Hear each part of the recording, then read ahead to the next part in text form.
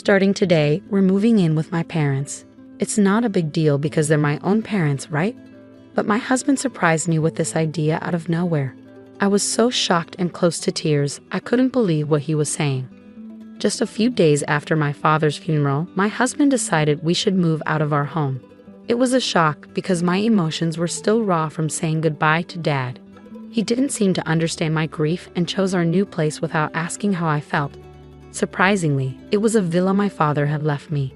When we got there, my in-laws had already moved in. I'm Victoria, 29 years old, a product designer with my own successful business. Matthew and I have been married for 5 years. My career is going great, and I'm financially stable enough to own our apartment. Throughout our relationship, my husband felt insecure because I earned more than him. Instead of being happy for me, he saw it as a competition, acting immaturely and choosing rivalry over support. I had hoped for his understanding during this tough time, but instead, our new home felt like a battleground of emotions. My father used to tell me not to worry about him and to focus on my marriage, but I believed it was important to spend time with him while we could. As time went on, I found it hard to hide my frustration with my husband.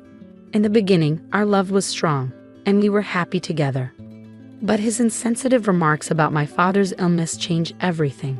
It was difficult to accept this new side of him. My husband and I both worked from home, but he thought having me around was distracting, so I rented an office space and started commuting. It was convenient because it was on my way to the hospital where my father was being treated. Meanwhile, my husband stayed home all day and left all the chores to me. Juggling work, taking care of my father, and managing the house wore me out. Every day, I came home to find a mess and dirty dishes left by my husband. He seemed oblivious to my exhaustion and lived selfishly. Living with him made me realize he lacked empathy, leaving me feeling terribly alone. Then my father passed away. We had sold our family home as we had discussed with him. Despite being busy with funeral arrangements, my husband seemed distant, often on his phone or disappearing altogether. "Matthew, please help me, especially now," I begged, but he just got another work call. After hanging up, he laughed about all the calls he was getting. My anger and disappointment towards him grew deeper, especially with the sudden loss of my father. He became even colder, and I felt overwhelmingly sad. On the day of the funeral, he spent a long time talking to his parents away from everyone else. When they returned, they were smirking, which made me feel more isolated as others noticed their behavior. Despite everything, the cremation, burial, and inheritance processes went smoothly and the funeral ended well. After my father's death, my husband casually suggested, "Let's move in with my parents starting today. They're my parents, so it should be fine, right? If you don't agree, maybe we should think about divorce," he said with a laugh. But I couldn't stay calm after such an unreasonable proposal, especially while grieving. "How can we live there? We don't have any extra rooms in this apartment, do we?" I questioned. Actually, one room in our apartment served as an office and storage for my husband's work stuff. Since we didn't have kids, he used it freely. "We have that villa you inherited," he replied, smiling. I was shocked. Even though we had sold our family home, the villa held special memories for both my father and me. It was a place I wanted to keep as a tribute to him. But my husband didn't seem to care about my feelings and kept pushing for his own way. Living in that villa would be really tough for me, I tried to explain, but he didn't seem to listen. His parents had already ended their lease and decided to move into the villa. It seemed they had planned this during my father's funeral. Attracted by its space and peaceful location, their move was already in progress, and I felt like any objections I had would be pointless. Every time I tried to talk about my feelings, my husband would get annoyed. "You're always thinking about yourself. You've been away from home so much because of your father's illness and those sudden emergencies. Do you realize how much I've had to put up with because of your obsession with your father?" His words were harsh and unsympathetic, making my world even darker. "Now that your father has passed, you should listen to me," he went on. "It took him a whole year to die, which was way too long." His cold, heartless comments left me reeling. I didn't want to believe that this was who my husband truly was, but it was becoming painfully clear. He had little regard for my father or me. I remembered the pain on my father's face as he lay in the hospital bed. He would never have wanted me to abandon his memory just to obey my husband's insensitive demands. My husband's lack of empathy was crushing, and I felt more and more alone in my grief. and in my battle to honor my father's legacy. In that moment, any love I had for my husband vanished. My heart ached as I considered his apparent excitement about gaining the villa while I was supposed to be grieving for my father. Despite the storm of emotions inside me, I kept my composure and cautioned him, "You may think living in the villa is a good idea now, but you might regret it later." He seemed determined, so reluctantly, I agreed to his plan. Taking only a few essentials, I left our home. My husband looked puzzled by my sparse belongings, but I simply told him, "I'll get the rest later." Honestly, I had no desire to say another word to him. It hurt to face my in-laws, who seemed to have eagerly awaited my father's death and were now moving into the villa with enthusiasm. I followed my husband in silence. The one thing I couldn't bear was the thought of my beloved place being subject to his whims. The villa, a single-family home near the sea, sat in an average neighborhood but was still conveniently close to the city center. Its land held great value. Stepping out of the station, memories of my childhood flooded back. My mother was alive then, and I remember my father carrying me home on his back after I fell asleep on the train. Arriving at the villa, I found my in-laws already inside. Suspicion crept in. It seemed my husband had secretly given them a key without telling me. This realization made me even more uneasy. The fact that my in-laws had planned their move without consulting anyone only added to my distress. As I looked around, as I watched my in-laws, I could see the excitement in their eyes as they imagined their new life in our family home, the villa. It was filled with sturdy furniture carefully chosen by my father, with eclectic European-style furnishings likely picked out by my mother, each piece holding sentimental value. Yet, they seemed oblivious to the true beauty of the villa. "Isn't it perfect? Goodbye cramped apartment living. We're blessed to call this place home now," they exclaimed. The view from the second floor was truly breathtaking. It reminded me of my father's quiet pride in this special place, a stark contrast to my in-laws' insensitive excitement. Amid their excitement over what they dubbed the marvelous House of Secrets, my husband and his parents' enthusiastic comments only grated on my nerves. It seemed they were completely ignoring the emotional weight of my father's passing, treating the villa as nothing more than a fortunate inheritance. The location and the house are both flawless. "We're lucky your father left us this magnificent villa. We owe him our thanks," my husband remarked thoughtlessly, sharing laughs with his parents as they cracked open beers to celebrate their new living situation. As I prepared snacks for them, cherished memories of moments spent with my parents around the dining table felt overshadowed and tainted by the current atmosphere. I chose to bury my emotions and soldier through the night. The next morning, the mood was abruptly shattered by my mother-in-law's piercing scream echoing through the villa. As I hurried to see what had happened, I found her on the bathroom floor, gripping her foot with a panicked expression. "The floor just gave way under me," she gasped, still shaken from the shock. My husband and father-in-law looked puzzled. "The floor seems fine. You probably just slipped," they suggested casually, brushing off her concerns. They examined the area she pointed to, but the floorboards appeared smooth and perfectly aligned. However, she insisted, "I'm certain the floor collapsed." As they continued their cursory inspection, I intervened. "Have you tried stepping on that slightly different colored part of the floor?" I asked, surprised. They all focused on the spot I indicated. Stepping forward, I pressed down on the discolored section with my slippered foot, and immediately the floorboard made a distinct sound and slightly sank. But the moment I lifted my foot, it snapped back into place. "What was that?" they exclaimed simultaneously. If someone stepped on it without knowing, they'd think the floor had collapsed. "Look, the floor sinks a bit." "It's like a trap," I clarified. "That's dangerous. Is there something wrong with this house?" They reacted, suddenly concerned. Their previous disregard for the sentimental value of the villa to me seemed momentarily forgotten as they faced the unexpected reality of its physical quirks. I calmly explained the situation, and they all looked at me with surprise and skepticism. "It's not a flaw," I assured them. "My father deliberately installed these features. This house is what you might call a mechanical mansion or a trick house." "Why would he do that?" they asked, perplexed. "Well, my father was a huge fan of ninjas. He invested a lot of time and money in this villa, which was not only his pride and joy, but also a showcase of his creativity," I explained.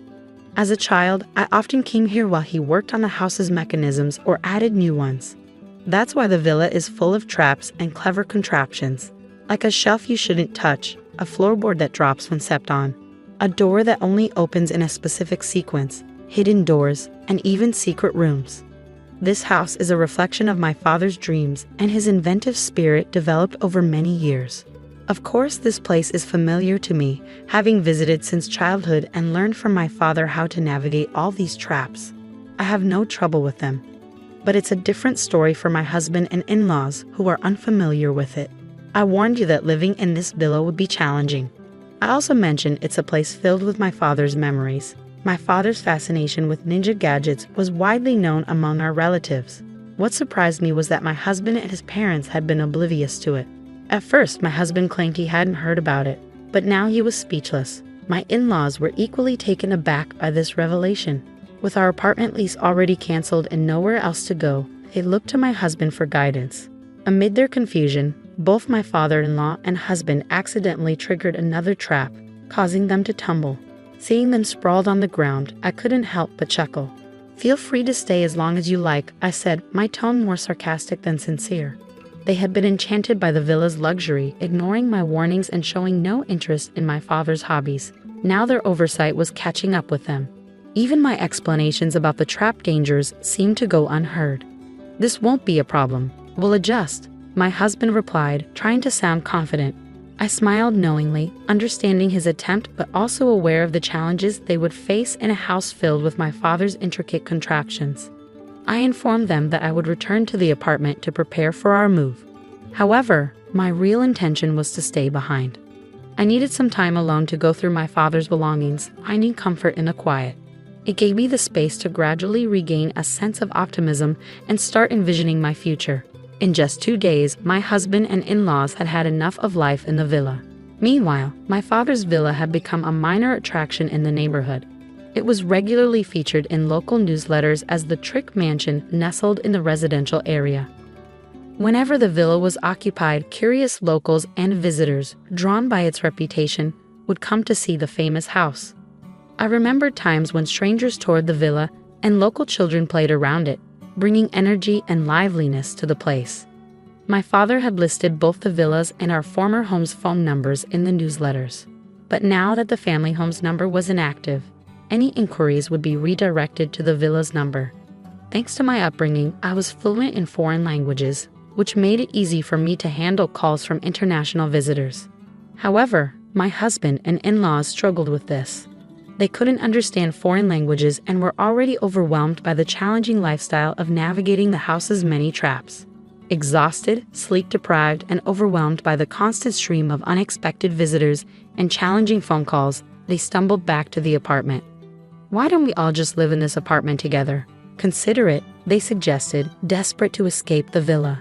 They had eagerly anticipated inheriting the villa after my father's passing. But ironically, they couldn't handle living there for even 2 days. Instead of offering them tea, I handed my husband the divorce papers already filled out and stamped. "There's no way we can live together. If you understand, please leave quickly," I explained with a heavy sigh.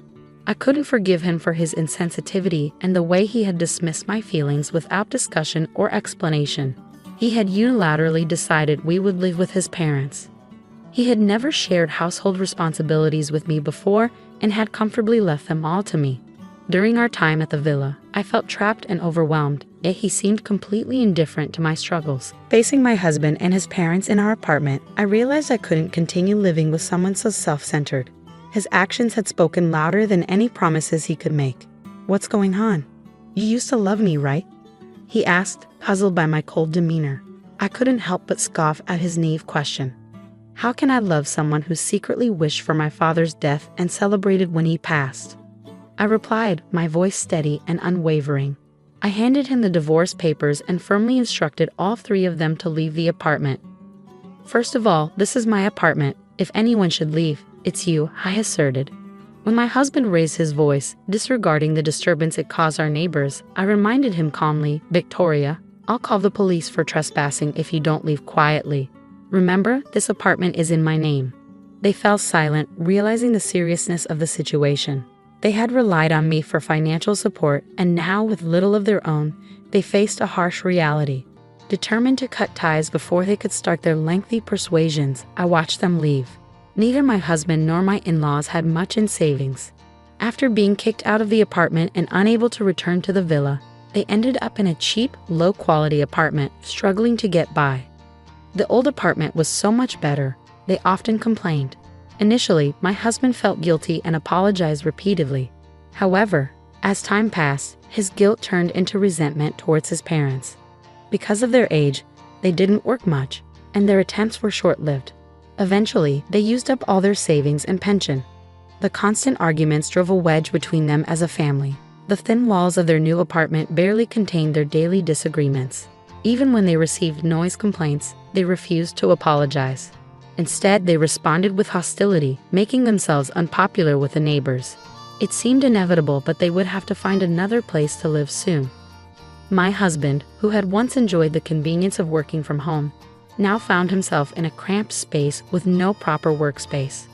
This severely impacted his ability to focus, and as a result, his reputation and sales suffered. He struggled to make ends meet with a late-night job at a convenience store and was considering taking on multiple part-time jobs just to get by. In moments of clarity, my in-laws realized that letting their son make decisions for them had been their biggest mistake. During their frequent arguments, they blamed the villa's traps and each other. "If you had been more responsible, we wouldn't be in this mess," they would argue, pointing fingers but never acknowledging their own roles in their downfall. After the divorce, my career as a product designer took a significant leap forward. To cope with the grief of my father's passing and the chaos that ensued, I poured my creativity into designing with a unique twist, incorporating ninja-inspired elements inspired by my father's interests. I shared these designs on social media, where they quickly gained popularity. To my surprise, a major cosmetics company reached out, intrigued by my designs. They wanted me to create packaging with an Asian flair, incorporating ninja themes. Embracing the project, I saw it as a way to honor my father's memory. It turned out to be a huge success, propelling my career to new heights. I found solace in sharing updates at my parents' graves, telling them about my achievements and how their legacy continued to inspire my work. I decided to keep the villa, transforming it into a unique mechanical house filled with memories of my father. I organized tours and made slight adjustments to ensure it was safe for visitors, allowing locals and tourists to explore and enjoy it for free. Before long, the house garnered significant media attention. The income from this exposure was invaluable, helping to cover its maintenance costs. Moreover, articles about the house were translated into different languages, garnering support from international fans, including elderly enthusiasts who shared my father's passion for ninjas. I devoted myself to maintaining this enchanting place. The mechanical house buzzed with activity, especially popular among local children. "Is this the famous mechanical house? Where are the tricks? Show us," they'd eagerly inquire. With the help of local volunteers, we ensured everyone could play safely. Foreign tourists, in particular, were captivated by features like the hidden floorboard and secret doors. While losing my father and the upheaval of inheriting the villa led to my divorce, the gains have outweighed the losses. The villa has evolved into a treasure trove of memories that I now share with loved ones and visitors alike. It has also sparked a personal transformation, propelling me forward with renewed optimism and hope. I'm living with an elderly lady. Isn't it obvious I should help out? This is just a penalty game, a bit of fun. There's no need to make a big deal out of it, right? So that's your attitude. I see. If you both feel that way, I have my own plans too. My name is Naomi. I'm currently living alone in the city, far from my childhood home. It takes about an hour by car to get there, which makes frequent visits difficult. I manage to go back maybe once a year. Last New Year, for example, I was too busy with work to make the trip. But this year, I was able to make the journey home. I was looking forward to seeing my brother and his wife, who got married 2 years ago, and now live with mother in our family home. I bought the souvenirs they requested and drove back home, excited for what I was sure would be a fun holiday season. But then, what was going on here? When I got home, something felt off. Even from outside, the atmosphere seemed stagnant. It was as dark as a house that had been abandoned for years. When I walked in, the air felt even heavier. I noticed that mother lacked her usual energy. She had always been such a cheerful and lively person. Looking at the three of them, it seemed that mother was doing all the cleaning and cooking. "Mother, are you okay? Can I help?" I asked. It's all right, Naomi. You've come home after so long. You must be tired from the long drive, she replied, not letting me assist her. Yet she was doing strenuous housework like lifting heavy items. Despite this, my brother and Lily, my sister-in-law, just ignored her, even when Mom was working right in front of them. They continued playing their games. They even asked her to bring them tea while she was working. It was total madness. Hey, Mom, are you really okay? Should I talk to my brother for you? Maybe there are things you're having trouble saying. It's fine, really. You don't have to worry about anything. Just relax. You're home, after all. Your bed is ready in the guest room. You could even take a nap if you want, she insisted. No matter how much I asked, Mom wouldn't tell me anything. I thought there was nothing I could do until mealtime came as a surprise. The living room was filled with Mom's special dishes, including many of my favorites. Each dish had a nostalgic taste, lifting my spirits instantly. Wow, thank you. I've missed Mom's home cooking so much. Wait, what? Mom was nowhere to be found in the living room. Incredibly, she wasn't coming in from the kitchen. Mom, what's wrong?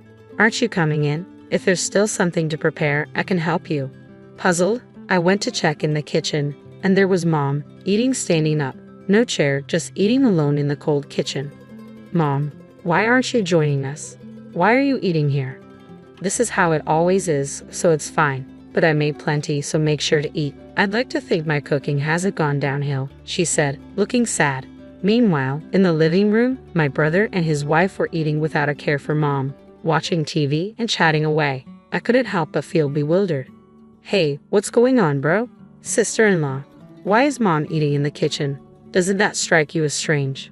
Well, Mom has her issues too. You wouldn't understand because you don't live with us, my brother replied nonchalantly. Exactly, my sister-in-law added. As you age, your knees start to hurt, and sitting can become painful. You probably wouldn't know unless you live with her. Sometimes it's easier for her to stand. Sitting can make it worse. They responded as if this were the most natural thing in the world. I found their attitude odd, but I couldn't find the words to object. Indeed, it's been 2 years since I last saw Mom.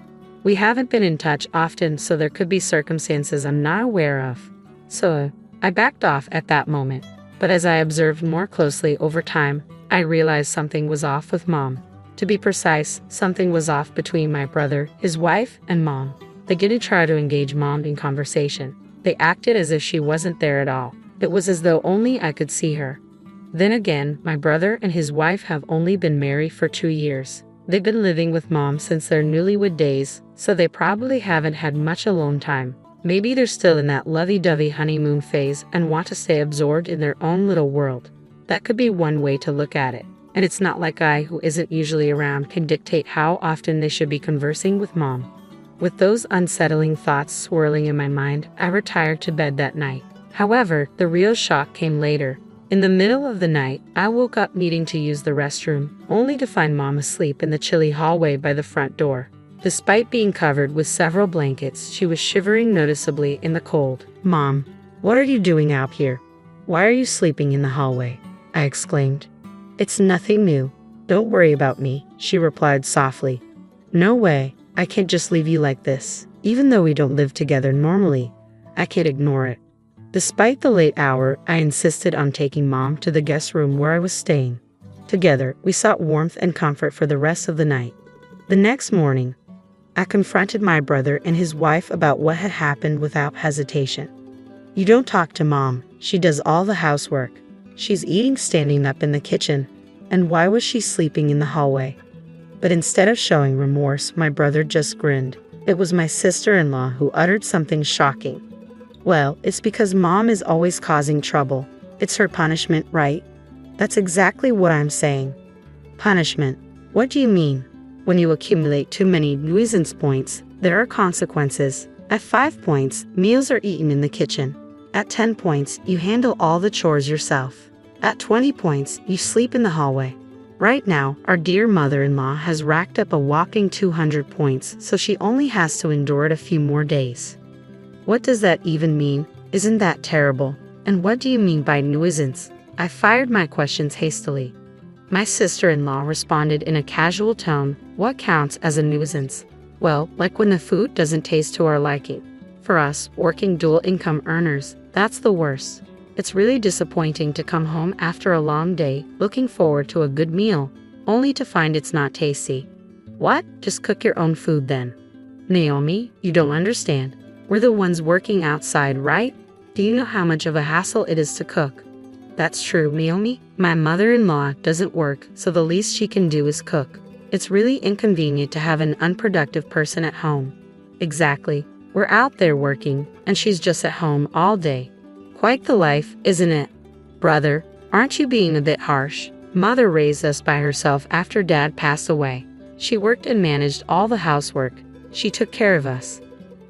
Isn't that just a parent's duty? Yeah, that's it. My brother and his wife burst into laughter. Seeing their reaction, I realized there was no use in arguing further. So, I calmly stated, I see how you perceive it. Understood. Then I will fulfill my duty as a daughter.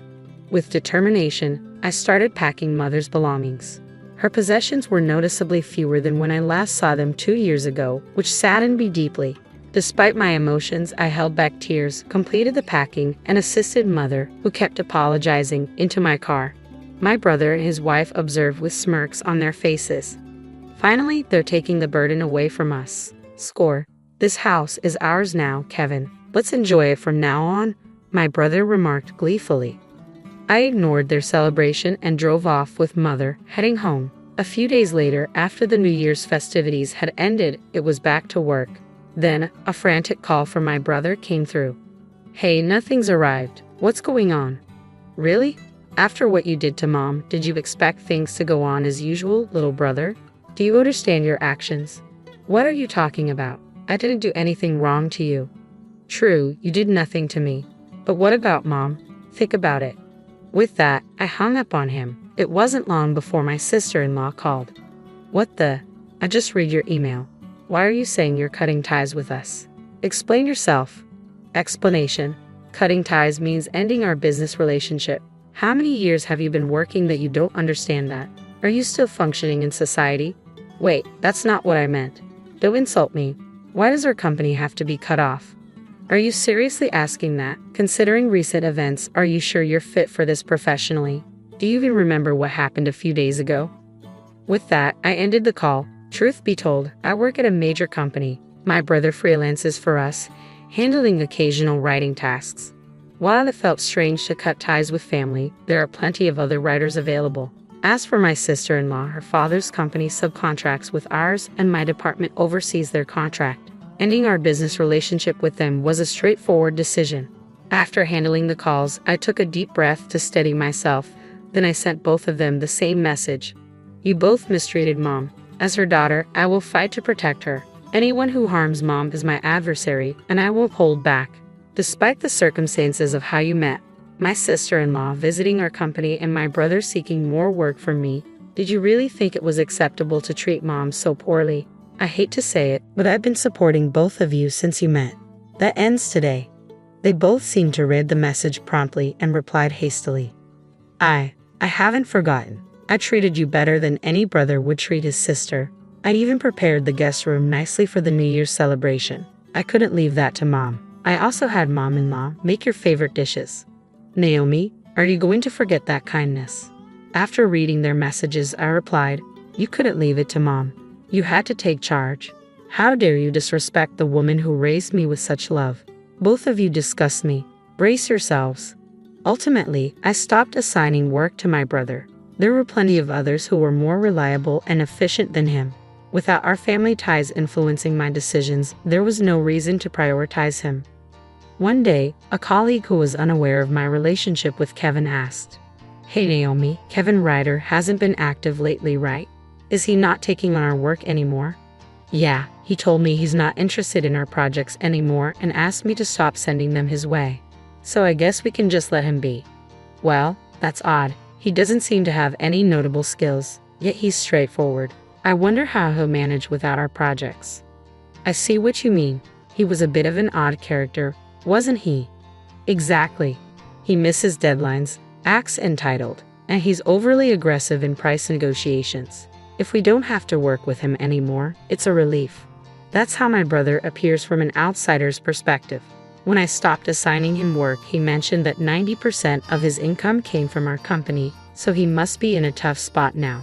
With his attitude and skill level, finding new work won't be easy for him. Well, let him struggle. It's of no concern to me. It seems his wife, my sister-in-law, received a serious reprimand from her father after he learned about her treatment of Mom. Her father contacted me in a panic.